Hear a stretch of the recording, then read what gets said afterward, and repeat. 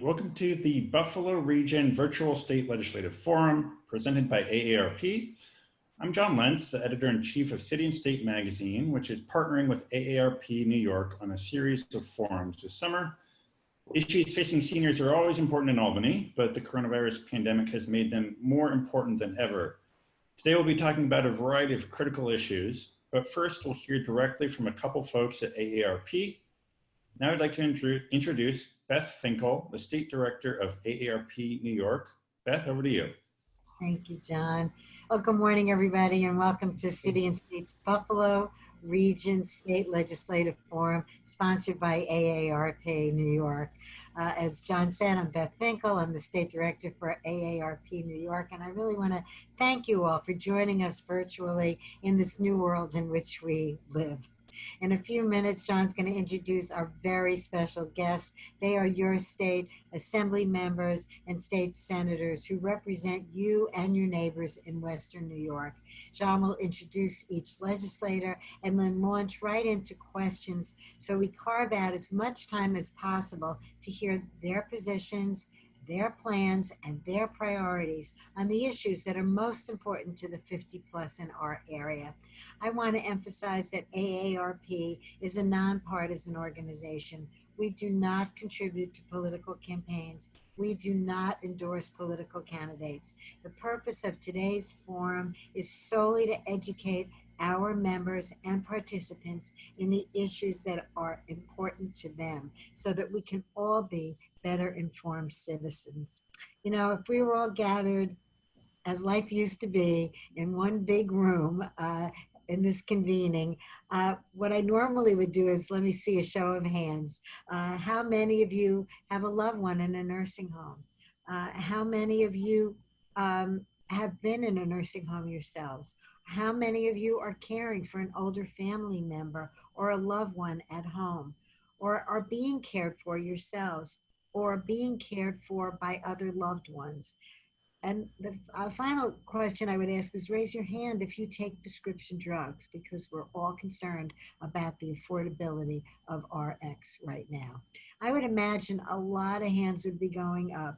Everybody is thinking about nursing home conditions. We're thinking about family caregivers, and we're thinking about prescription drug costs, because they are leading issues for ARP, and there are leading issues because this is what we hear from our members that they are most concerned about.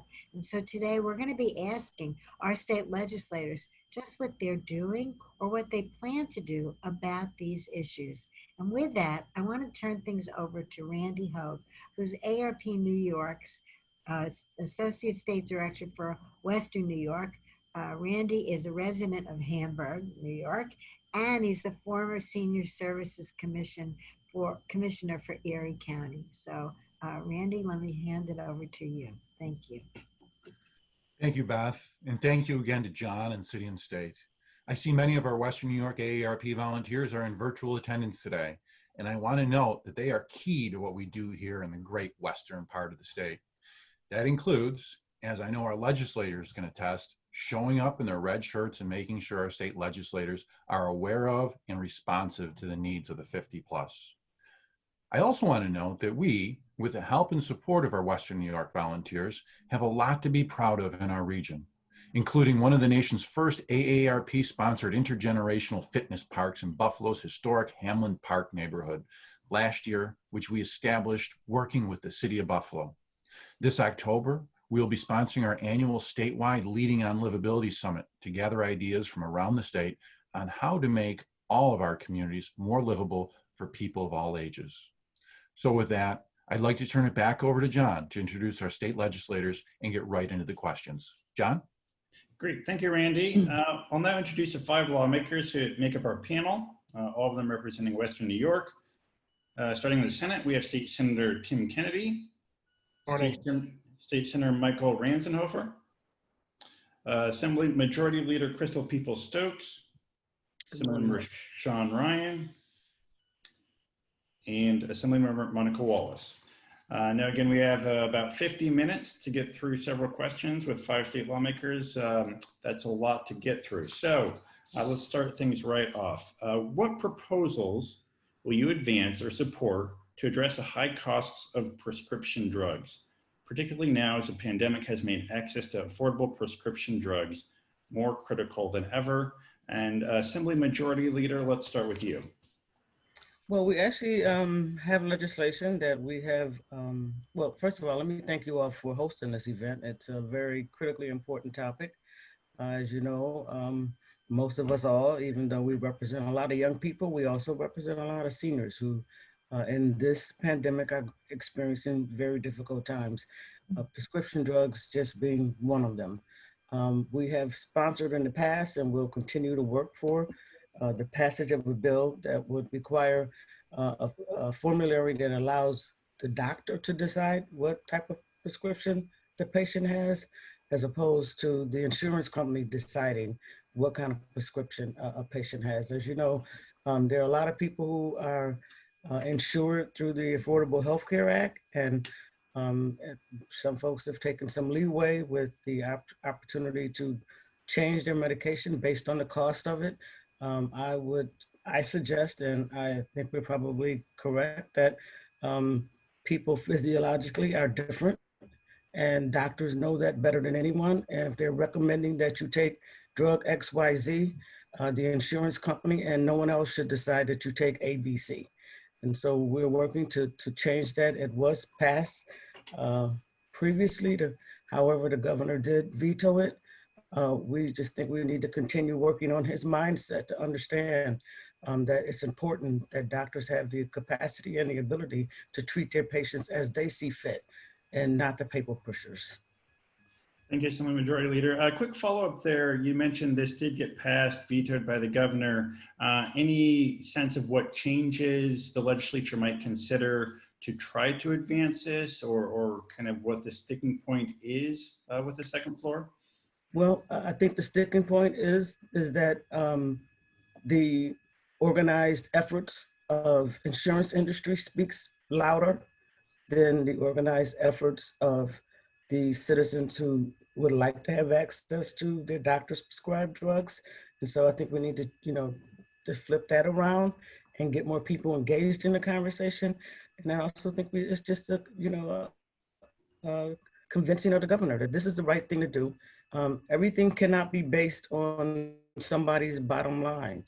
Sometimes we have to put the people's and their priorities first. And so I think that's just a matter of continuing to have that very robust conversation with him and his team, so that they understand that we will pass this again, and we need to have it approved. Now, if he has some recommendations on exactly what should be changed that would get us to a position where we need to be to protect seniors, not just seniors, but anybody who gets a prescription done, then he should suggest that to us. We're open for that conversation, always available to have it, and we look forward to it. Thank you. And then over to the State Senate. Let's hear first from Senator Kennedy. It gets following up first, anything on the formulary bill that the Assembly Majority Leader mentioned, and then more broadly, any other legislation to address this issue. Yeah, thank you, Jon Lentz in City and State New York, as well as AARP, Beth Finkel and Randall Hoak, just all tremendous leaders for putting this together. To follow up on what the Majority Leader said, I agree 100%. We have to just continue to move forward and drive the agenda forward. I'm actually the co-sponsor of two different bills. One bill aims to amend the business law in relation to price gouging of pharmaceuticals. We know that far too many times these pharmaceutical companies put profits above public health, and it's absolutely unacceptable and wrong, and we have to do better.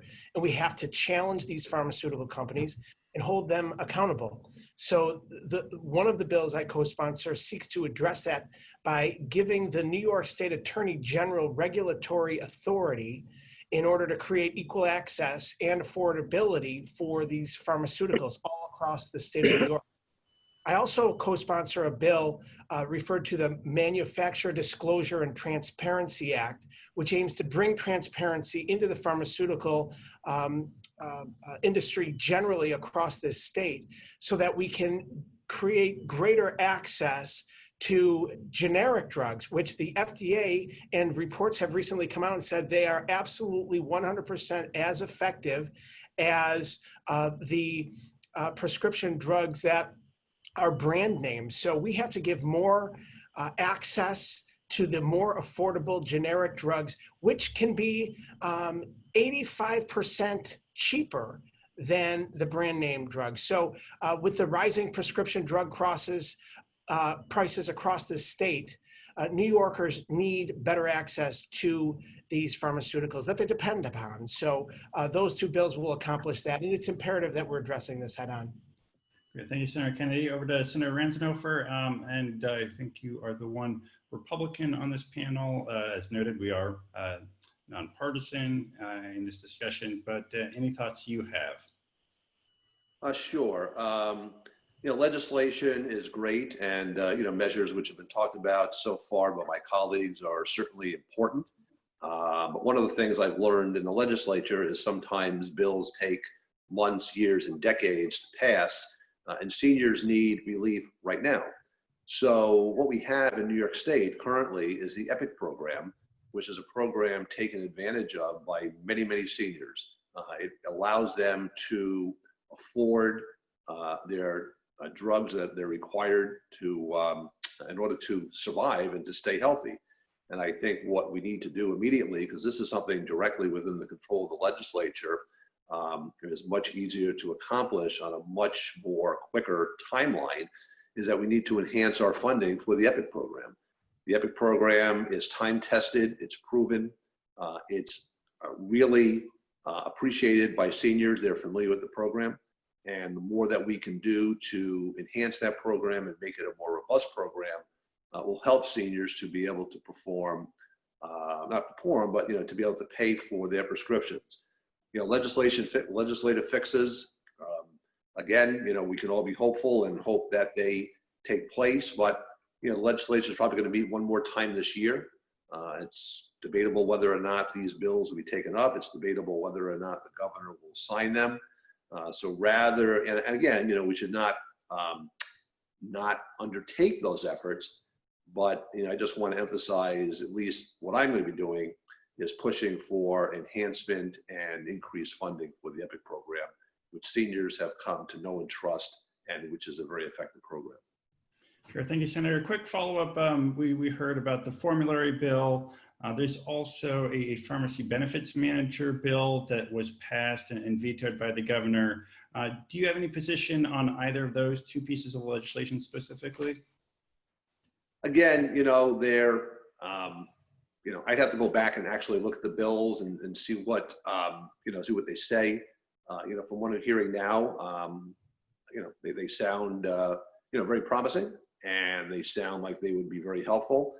There is another bill to enhance coordination between doctors and pharmacies, because very often a doctor will prescribe a drug, and then the person will go to the pharmacy and they'll realize, well, there is, that's not a drug that they carry.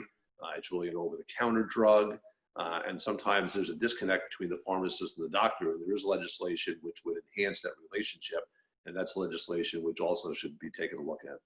Great, thank you, Senator. Back to the Assembly, Assemblymember Ryan, over to you. And we can't hear you, you're on mute.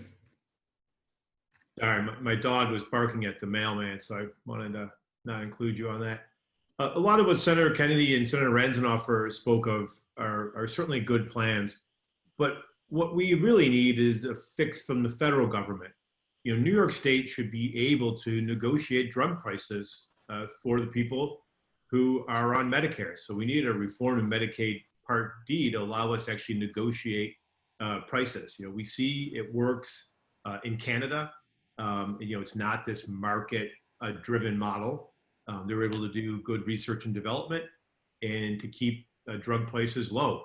I mean, living in Buffalo on a border town, before the pandemic, when we were allowed to travel freely, thousands of Western New Yorkers crossed the border to get their prescription drugs filled because it's cheaper. So, we can do sort of nips and tucks in New York. Last year we passed a law limiting the copay for insulin. There's a very good bill in the Assembly and in the Senate to that Senator Kennedy references to protect consumers from pharmaceutical companies who are intentionally delaying the manufacturing of generics. But we're trimming around the edges. We just need a full overhaul of how we do our pharmaceutical pricings.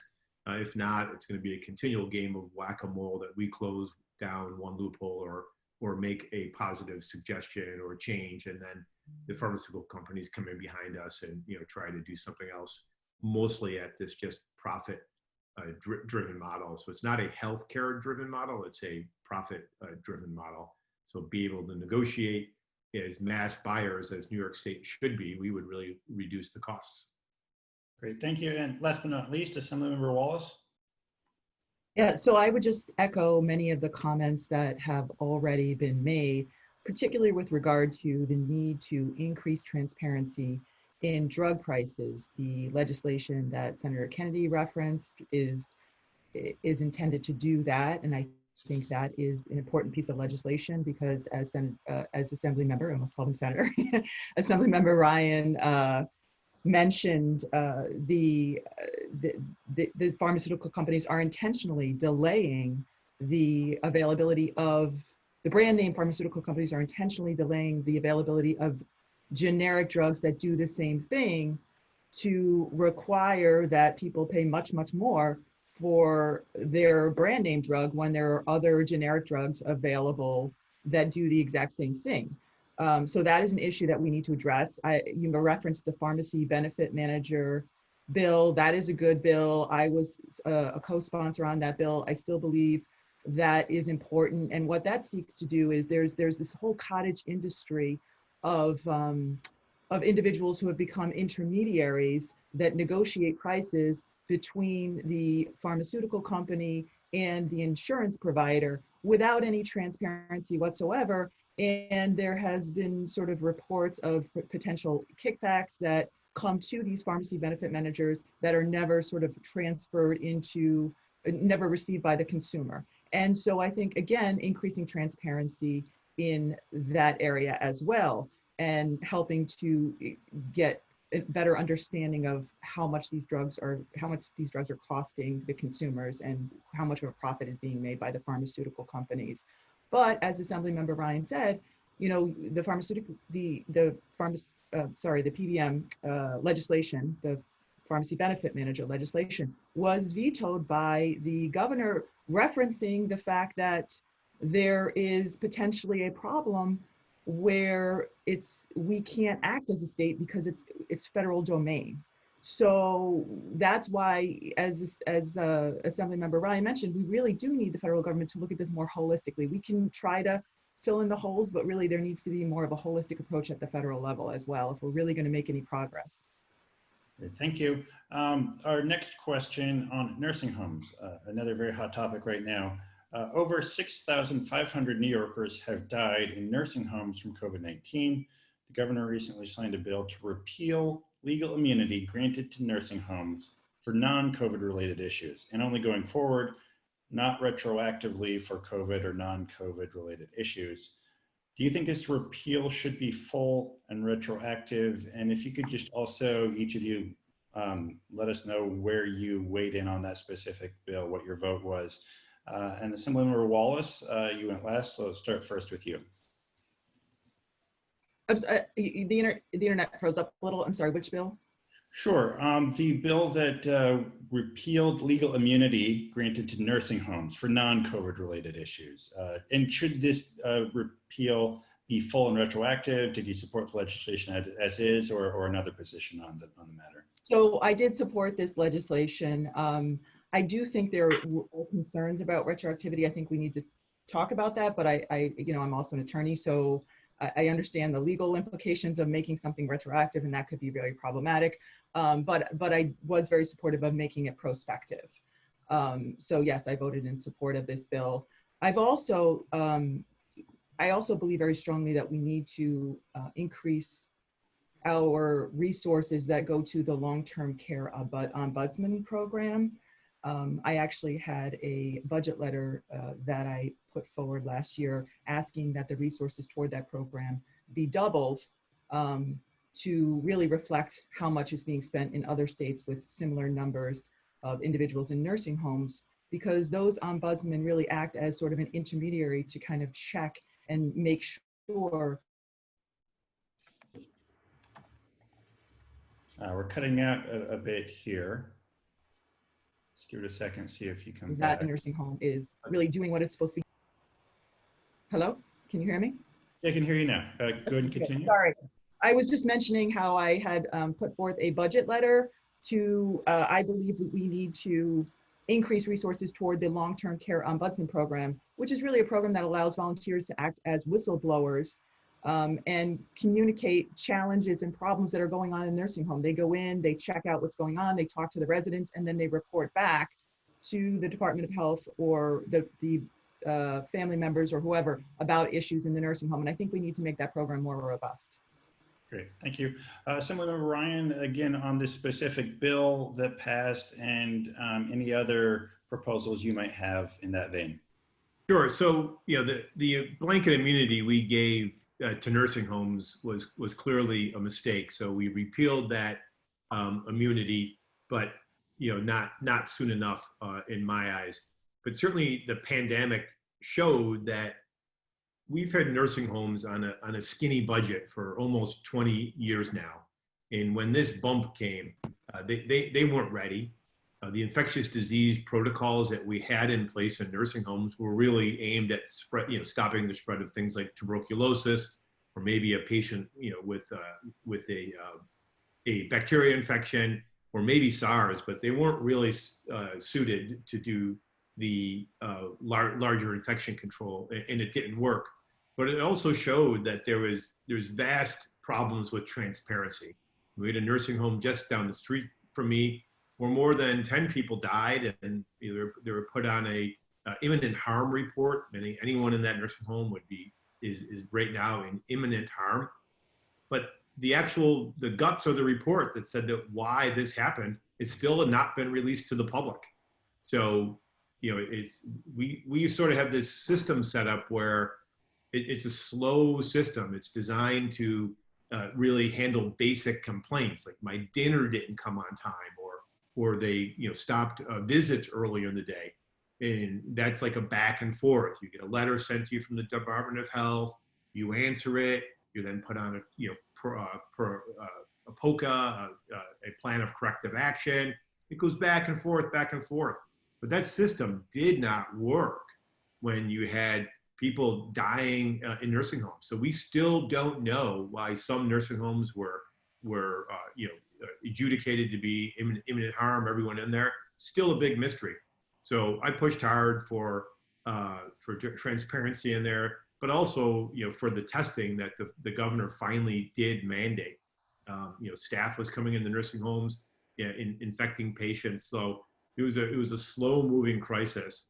And I wish we could have adjusted quicker. And I think if we had adjusted quicker, we would have had less people dying in nursing homes. And a quick follow-up for you there, again, on this bill that did pass, delayed in your view, was that the right compromise, or should it have gone further? Once you make a mistake, sometimes you can't fix it. So once you grant a legal immunity, it's very tough to go backward and take that immunity away retroactively. So some mistakes you can go back and fix, but taking away immunity looking backwards is something it's almost impossible to do. And Senator Ranzenhofer, over to you. Sure. So, you know, the nursing home issue that we are discussing is probably either one of the most or one of the greatest tragedies that this state has ever suffered. In my district, which I think has more nursing homes than any other area in this region, you know, the percentage of people that died overall compared to the number of people that were in nursing homes was just awful. And, you know, one of the things that just troubles me is that in many areas, there are very, very specific guidelines for what should happen in nursing homes. And when you look at all the nursing homes, you'll see that some of the nursing homes actually did a good job in protecting their residents. They established protocols where they had a separate area or a separate wing or a separate building. They had separate employees. They had separate food source. They did a good job. And, they did a good job of protecting their residents. Others did not. And what troubles me is that, the administration, for all, which is micromanaging the crisis, which it should be as an executive, really did not really did not take the lead in setting up protocols for nursing homes. What they have said is well, if a nursing home can't handle a patient, then it shouldn't take a patient. And I think that really did not provide guidance. They really needed to provide very, very specific guidance for what nursing homes should and should not do, just like they are doing in almost every other area. So on the immunity bill, as was mentioned, it's very difficult, once it's granted, to go back because you are living under those conditions, and to then change the conditions after the fact is very, very difficult. But at this point in time, I think it was a fair bill. And a quick follow-up, anything else you think the state legislature could or should do on this front regarding nursing homes at this point? Yeah, so one of the things that I think is important, and the reason I'm talking about this is because it actually happened in my own family, is when you talk about deaths in nursing homes, some of them are due to getting the disease, getting COVID, but just as many are due to isolation and not having the human contact that they're used to having. So congregate dining, being able to get out, that's all locked down in nursing homes for protection. But on the other hand, and I've seen this firsthand, people die as a result of being isolated when their families can't come in, when caregivers can't come in. And, to not address that part of the equation, I think was a great failure and needs to be addressed. Thank you. Senator Kennedy? Yeah, thank you, John. Thank you for the question. I did also support the compromise bill. And I'm sure you saw, and many of the folks that are viewing this saw, that earlier this week, the Senate and the Assembly held the first two joint hearings to examine the state's response to COVID-19 on nursing homes across New York. And as you may have seen as well, the Department of Health Commissioner Howard Zucker was interviewed as a part of that hearing. And as you had mentioned, John, the terrible death toll in the nursing homes, over 6,000, upwards of 6,500 deaths in nursing homes. It's just heartbreaking what happened here in the state of New York. And it represented about 20% of all the deaths due to COVID-19 across this state. So it again is just so heartbreaking, and we still don't have all of the numbers available yet. So we're diving into this. We absolutely need to assess the state's response and how it could have been handled differently, how it was handled effectively, and where the issues happened, and take care of them. So if in fact this happens in the future, if we see another wave, we can be out ahead of it. And as I mentioned, this was the first of two hearings. The first hearing centered around downstate. The next hearing is coming up next week, which will put more of a focus on upstate. And what I can tell you is that a couple of issues further on in dealing with nursing homes, where I have actually worked as an occupational therapist, where my wife today works and has been on the front lines in nursing homes as a physical therapist, as a director of rehab here in Buffalo, is that the response is something that has to be analyzed. We have to figure out where, if any mistakes were made, how and where, and how we can make them better for the future, how we can prevent them in the future. So we have to just continue to research how we reacted to this pandemic and make decisions properly.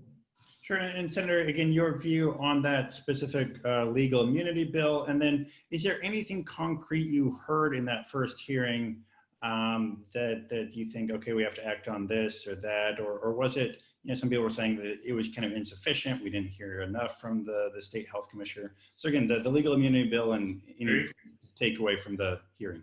Yeah, like my colleagues have mentioned, I was supportive of the bill to repeal the immunity moving forward. I think it's important that we continue to look at the laws that we're creating as this pandemic, the first of which we have seen like this in over 100 years, how we as a government are reacting to that in so many different ways. We were reacting because this was coming and hitting New York first, and in the middle of March, while we're deliberating the budget process, we're making decisions to help to prevent the loss of life and to keep people safe here. So I think we did the best that we could as a legislature in reacting to really the unknown of this horrific pandemic. And as we analyze the decisions that were made, we have to look at them again, analyze them, and see what we can do better moving forward and make changes where appropriately. One of the things that I think came out of the hearings was just a continued robust conversation on nursing homes in general. There's a real lack of staffing, for example, in nursing homes. I actually proposed a bill in the Senate that we've advanced. We're hoping to get it over the finish line. It would actually incentivize those individuals who are currently unemployed due to COVID-19 and want to go back to work. To potentially go back to work in the healthcare field, where New York State and the Department of Health can work with the State Education Department in expediting the training process for healthcare professionals, particularly those on the ground, those certified nursing assistants. I know the AARP also has put forward a strong list of recommendations that includes training more ombudsmen and those on the ground that can help staff up in the nursing homes. We know that there was a staffing crisis in nursing homes prior to this pandemic. This only exacerbated that problem, and we have to address it. Thank you, Senator. And finally, back to the Assembly Majority Leader. And I do apologize, I think I misstated your name earlier, but finally over to you. Thank you. I actually agree with my colleagues, and yes, I did vote in support of this legislation both times. Clearly, we were experiencing something that most of us have never lived through, and it was having an enormous impact on all of our population, and more importantly, on nursing homes. So there are some people who are in this business and who will do the responsible thing, and there's some people who won't. And so sometimes there's unintended consequences. I think we made the right decision to go backwards on it. And often you have to do that. I also want to just, weigh in with Senator Ranzenhofer's comments regarding not having a policy in place to allow people not to have to die alone or not to have to die at all because they are alone. Something like that needs to be really thought through clearly. And I think it's clearly attached to Senator Kennedy's comments about there not being enough staff. Some decades ago, again, much before all of us, there was a decision made that, these sorts of services should be privatized. And honestly, if you really look at in depth, some private organizations do this really well, and some private organizations do not because they manage from the dollar perspective as opposed to the people perspective. So in the long run, and the additional conversations that we're going to have at public hearings and going forward. And I've had some of these conversations already with our chair of the Health Committee, Dick Godfrey. We really need to rethink how we deliver nursing home services. Do we still want it to be a private organization where you have a few people who own them, and they're constantly looking at their bottom line as opposed to looking at what's in the best interest of the people who they have to take care of? Or do we want to look back and figure out how do we do this in a public sort of way that honors the Constitution that we all say we have a responsibility to take care of people?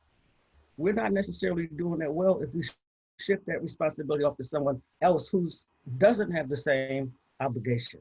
And so I think all of these conversations should go well into the future, and hopefully will come with some resolve that ends up protecting people first and business second. Great. Thank you. I wanted to take an audience question now. I have a question from Charles Battaglia. With the expansion of Medicaid eligibility under the ACA, Medicaid enrollment has increased over the past several years. Unfortunately, Medicaid has been targeted as one of the significant causes of New York State's current fiscal crisis, with access to several home and community-based long-term care services being restricted as indicated in the state fiscal year 2021 budget. What can you do to help mitigate these restrictions to essential services such as home care and consumer-directed assistance program that help people in need of long-term care services remain in their home? Anyone, maybe 1, 2, 3 of you want to jump on that one? Anyone want to go first? I'm happy to As a comment on. person who, Oh, go ahead, Majority Leader. Majority Leader and then Senator Kennedy. as a person who has a mother who is 94 years old, whose father, much before he passed, some 20 years ago, actually requested that my mother never be allowed to go into a nursing home. I think that we should move deeper and quicker and faster in figuring out how to keep people at home. It is a challenge, but I think that it could be more cost effective, and it could certainly be more healthy for the seniors to know that, you know, there are people who will help come take care of them at home. There already are several federal programs where families can actually get paid to help take care of their loved ones. There are a number of state initiatives that are in place to encourage this. And I think the more we can do to keep people away from institutionalizing them at their older ages, it'll be a lot healthier for us, and it'll be a lot healthier, quite frankly, for that patient as well as our budget. I think that there are ways to do this in a much more cost-effective manner, and the more we look into this, the more we're going to realize that it's better to have people aging at home as opposed to in nursing homes. Thank you. Senator Kennedy, over to you. Yeah, thanks, John. And again, great question. And I think this goes to the core of what we are all trying to do. And certainly as a healthcare professional myself, that was literally my job, was to get people rehabbed and out of a nursing home or subacute rehab facility and back to their home. There is no place like home. And our goal should always be to have seniors age in their home, their place, oftentimes the place where they live for generations and raise their family, and they want to live the late years of their lives in their homes, and they should be able to do that. I co-sponsor a bill that establishes the Affordable Independent Senior Housing Assistance Program, which would provide financial support for seniors who want to remain independent and stay in their homes. It gives them that opportunity to live in settings that are appropriate to their individual needs, while also deterring unwanted or even in some cases unwarranted institutionalized care. So this particular program would be accessible for residents that are age 60 or older and have a household income of less than 80% of the median income in the community. And I know that the State Office of Department of Housing and Community Renewal and the Department of Health would work with us to put this forward. We have to give accessible, affordable housing options as well. One of the things this past week we did, I was there with the Majority Leader and others here in Buffalo, where we broke ground on Mount Aaron Village on Genesee Street that's going to create 59 new apartments for seniors and those families that need supportive services. Best Self is involved to help give resources to those individuals in need. It has been a huge priority for us as a delegation to create these affordable housing options, to do just that, what we're talking about here, give seniors options to live independently in the community that they love, rather than being placed into homes. And Senator Ranzenhofer, anything from you on this point? Yes, a couple of years ago, we passed a bill that I sponsored, which is very, very important, dealing with continuing care communities. And right now you have, it was allowable to have skilled nursing facilities, assisted living facilities, but you had to get to a certain level of disability to be able to take advantage or to be subject to those type of services. So this legislation allows these type of facilities to provide these very services in someone's home. And I think that needs to be made more robust. It's not that well known, it's just getting started.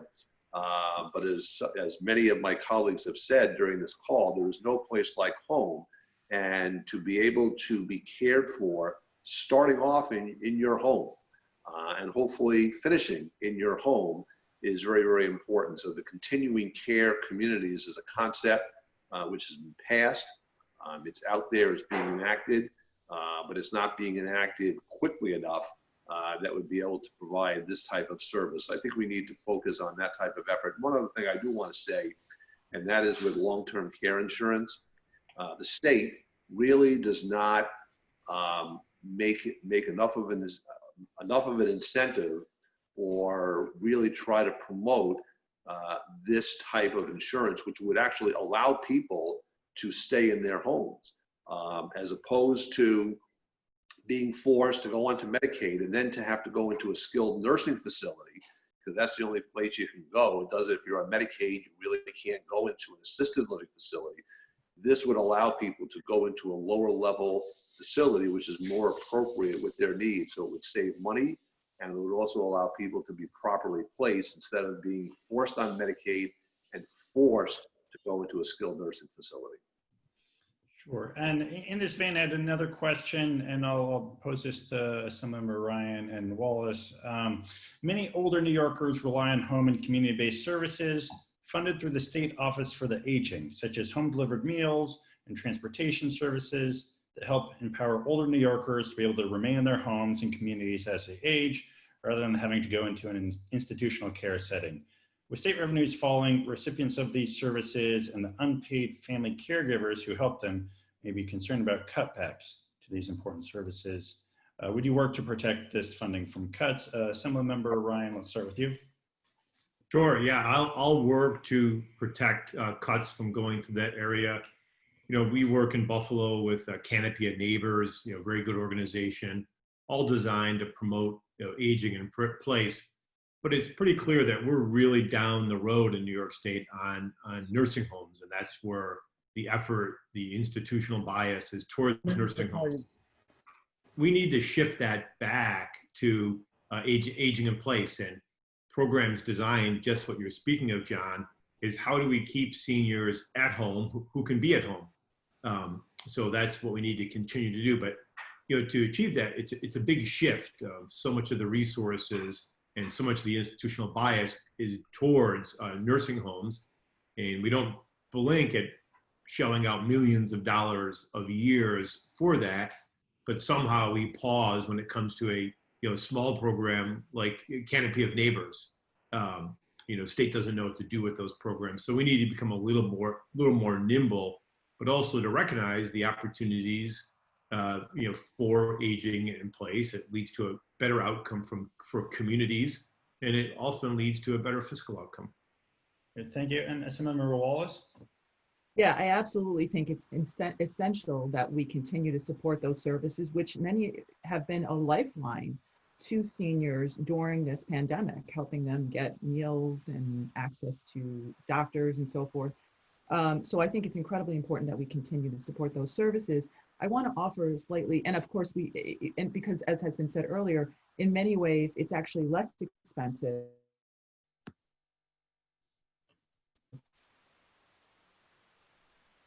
to provide those services and access to age.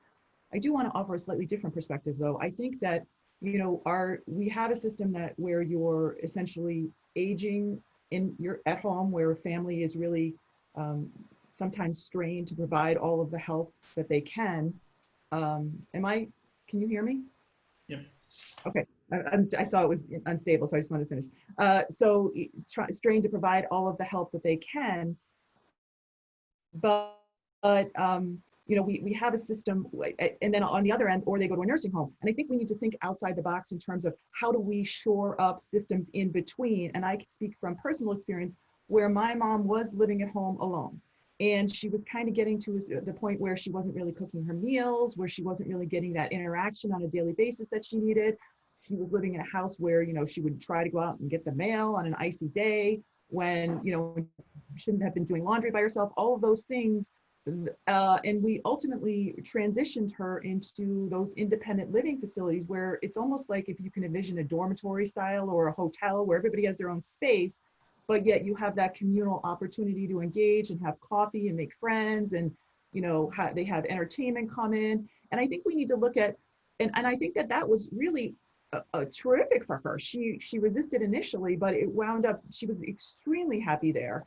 And so I think we need to think, but it was expensive. And I think we need to try to find ways to make that model more affordable, because I think that model works for a lot of people. Sort of envision your almost, in another model I've been thinking about, like envision your Golden Girls scenario, right? Where you have 4 or 5 people living in a house, but maybe they have a nurse that they share expenses for that nurse to come in and prepare meals and check on them. You know, that's, we need to think outside the box. Not everybody needs to go into a nursing home, which is the most expensive level of care. So we really need to rethink the whole industry. Great, thank you. Moving on to a different point before we run out of time, housing. There have been some efforts to help people afford their housing costs during this crisis, but some of these initiatives will expire. Will you advance or support new or additional proposals to further protect people from losing their homes or affording their rent? Senator Kennedy, I think you touched on housing already. Let's go to you first. Yeah, it's absolutely essential that we keep people in their homes, especially during this very challenging time of the COVID-19 pandemic. And we have actually ensured that individuals cannot be evicted during this crisis. We want to make sure that that continues. No one should be evicted from their home because of an inability to pay, because they can't go to work, because their job is shut down, because the economy is flailing due to this pandemic. And so we have to recognize that there are real issues that are happening that are affecting people's lives in their homes, in their pocketbooks. Their inability to pay should not have them on the streets. And that is a real issue that we continue to deal with and will continue to deal with as we get back to the legislature. Our hope and our goal is that the federal government comes through with a robust plan. I think we're looking at about $100 billion nationally that would go into ensuring that not only are the tenants backed up and the landlords are backed up, but that the banks are backed up by the federal government in order to give relief to ensure that people can stay in their homes and are not evicted during this, again, this very trying time. And Majority Leader, over to you. Unmute.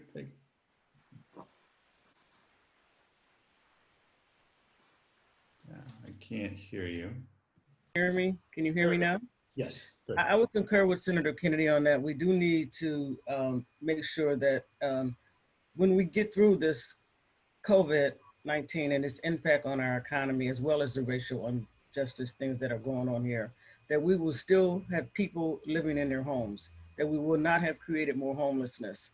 And so we have to do these things like prohibiting people from being evicted.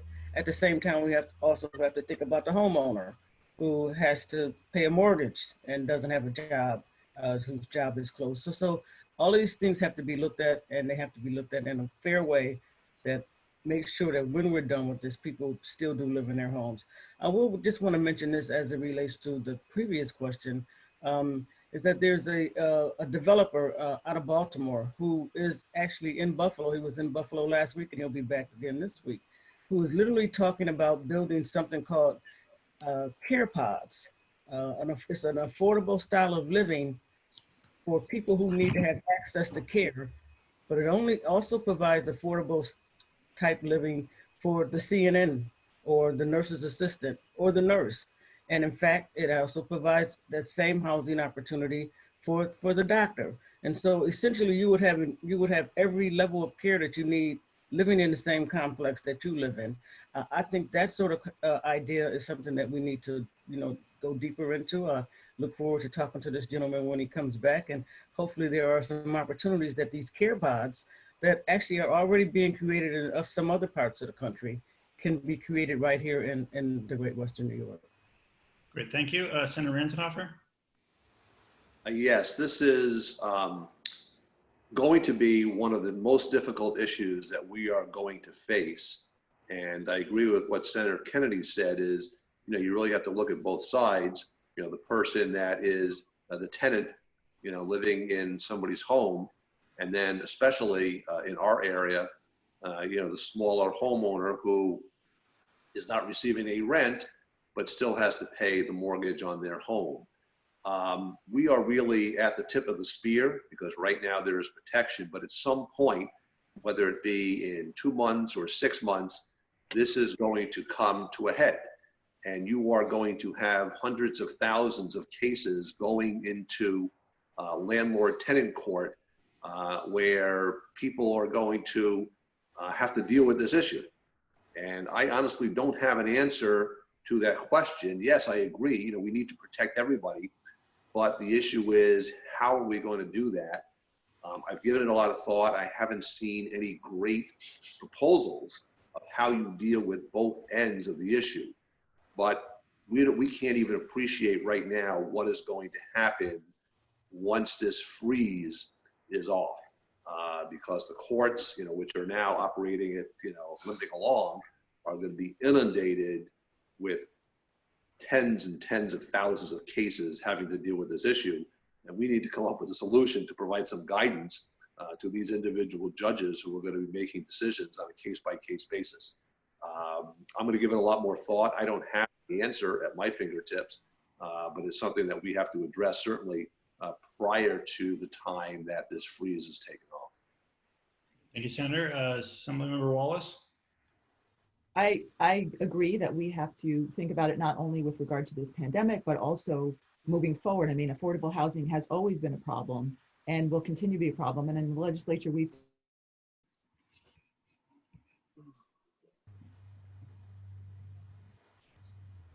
taken steps to address and make sure that we have the addresses, situations where somebody might be in a situation where their house is going to be foreclosed upon, and making sure that they get the resources that they need to try to negotiate a more affordable payment or transition them down into a more affordable housing so that they don't remain homeless.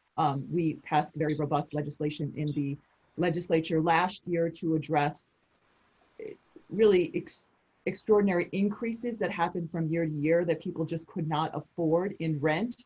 And this was a particular concern to people in my district that live in mobile home communities or manufactured home communities, the vast majority of which are seniors, and those are affordable housing for them. And when they receive a rate increase that is double for their rent than it was the year before, they can't just pick up their house and move. So that was something that we addressed to require only a certain level, I think it's 2 or 3% per year rate increase. So things like that, we've done legislation to protect against reverse mortgage situations, to try to increase transparency, because a lot of people rely upon that as a means to stay in their homes. So we do have an obligation to address this issue because it is going to come to a head and we are going to need help from the federal government. So we're all hoping that that comes through in the next few weeks. Great, thank you. And Assemblymember Ryan, last response from you. Sure. You know, it's certainly a complex question, but there's no one size fits all approach in New York State to this issue. You know, Western New Yorkers' rent burden is different than somebody who lives in Manhattan or Brooklyn. The federal government maintains the $600 a week unemployment supplement.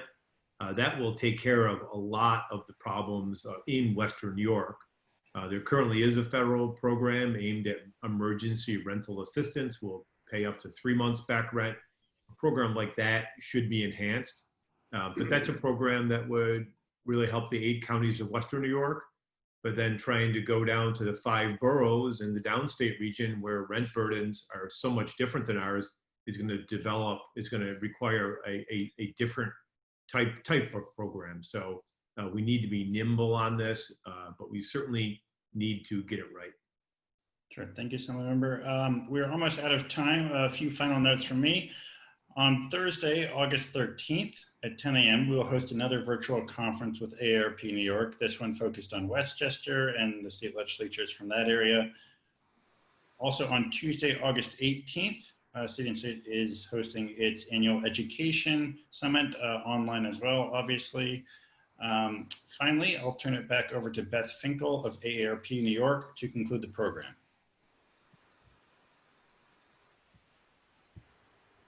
And Beth, can't hear you. I want to thank everyone for participating today. John, I want to thank you and City and State. Particularly want to thank all the legislators who came out today to really share their thoughts, and they all are very committed to helping New Yorkers, especially after this crisis. There are a number of things that popped up, particularly around support of all the different RX affordability pieces. I really thank you for that. Transparency, the price gouging, Epic. Thank you so much for raising Epic, because that really is the cornerstone for so many older New Yorkers and being able to afford to pay for their drugs. Really appreciated the conversation around nursing home immunity and how we go back and how we go forward, because that's really essential to the over 6,500 families that have really experienced such an awful loss at this time. Finally, I thank you for bringing up the isolation issue. Many of you may know this, but being isolated is the equal to smoking 15 cigarettes a day. It's a terrible hazard to people's health. So everything that we can do, supporting home and community-based services, and so many of those innovative ideas. I did not know about that pod idea, majority leader, so I thank you for raising that. I learn every time I get on these calls. So I just want to thank you all for your commitment, and I hope that the audience took a lot away from this, better understanding what the environment is right now and what needs to be done going forward. So for those of us at AARP New York, I thank you so much for your continued commitment to this work, and to the citizens who are watching us, to their commitment to being good citizens of New York. So thank you all. Thank you so much for having us. Thank you to all the panelists. Thank you. This was wonderful. Great. Thank you. Thank you.